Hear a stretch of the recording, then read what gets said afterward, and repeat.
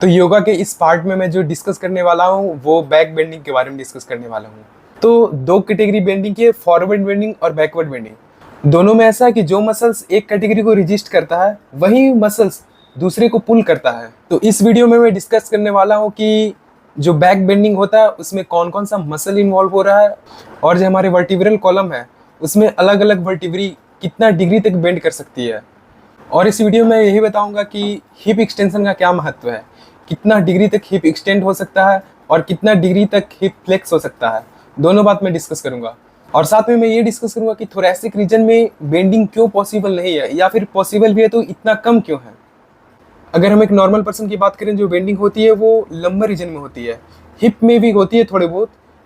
लेकिन जो काफ़ी टाइम से योगा को प्रैक्टिस कर रहा है उसकी हिप एक्सटेंशन और हिप फ्लेक्शन दोनों काफ़ी ज़्यादा एक्सटेंड तक हो जाती है।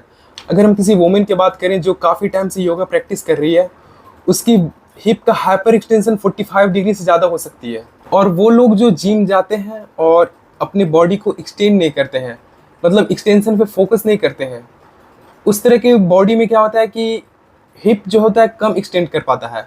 और मेनली जो एक्सटेंशन होता है वो लंबर वर्टिब्री के कारण होता है।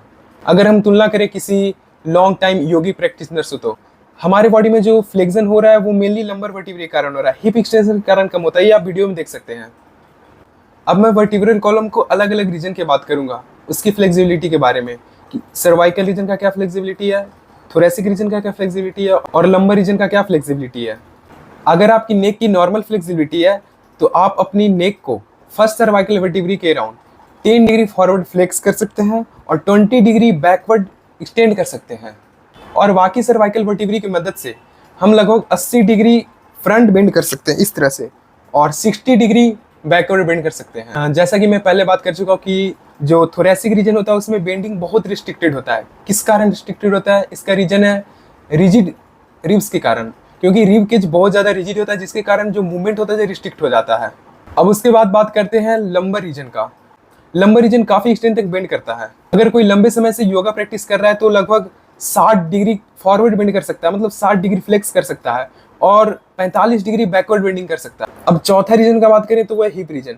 हिप रीजन लगभग 90 डिग्री तक फॉरवर्ड बेंड कर सकता है, मतलब एक्सटेंड कर सकता है। और बैकवर्ड में बात करें तो लगभग वो 15 डिग्री तक बैकवर्ड बेंड कर सकता है। तो मैं बात करूंगा कि आखिर कौन सा मसल है जो बेंडिंग को रिस्ट्रिक्ट करता है, मतलब ये जो बैकवर्ड बेंडिंग हम करें उसको रिस्ट्रिक्ट कर रहा है।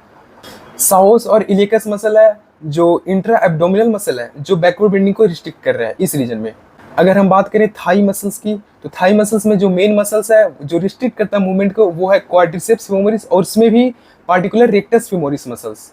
और एब्डोमिनल मसल्स जो मूवमेंट को रिस्ट्रिक्ट कर रहा है उसमें मसल्स आता है रेक्टस एब्डोमिनिस, और इसके अलावा कुछ लिगामेंट जैसे इस्चियोफेमोरल लिगामेंट, इलियोफेमोरल लिगामेंट और प्यूओफेमोरल लिगामेंट, ये सारे लिगामेंट है जो बैकवर्ड बेंडिंग को रिस्ट्रिक्ट कर रहा है।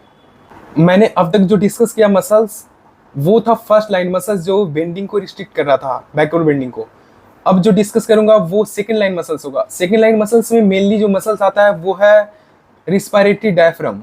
रिस्पायरेटरी डायफ्राम जब हम लोग इनहेल करते हैं तो हमारा एब्डोमेन का वॉल्यूम इंक्रीज हो जाता है, जिसके कारण बैक बेंडिंग है जो काफ़ी ज़्यादा रिस्ट्रिक्ट हो जाती है।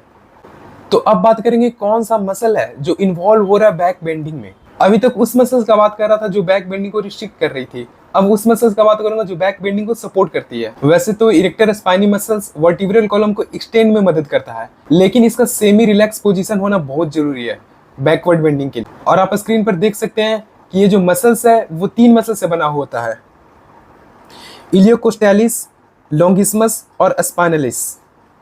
अब ये था एक संक्षिप्त वर्णन। अब तक आपने जाना कि वर्टिब्रल कॉलम किस तरह से बेंड कर रहा है, उसको बैकवर्ड बेंडिंग में कौन कौन सा मसल्स हेल्प कर रहा है, साथ में अलग अलग रीजन में कितना ज़्यादा बेंडिंग हो रही है, कौन सा रीजन कितना ज़्यादा बेंड कर रहा है। अगले वीडियो में अब अलग अलग आसन के बारे में, जैसे कोबरा पोज, लोकुस्ट पोज, इसके बारे में मैं डिटेल में डिस्कस करूँगा। उसके क्या फ़ायदे हैं, उस आसन को किस तरह से परफॉर्म करते हैं, इत्यादि के बारे में।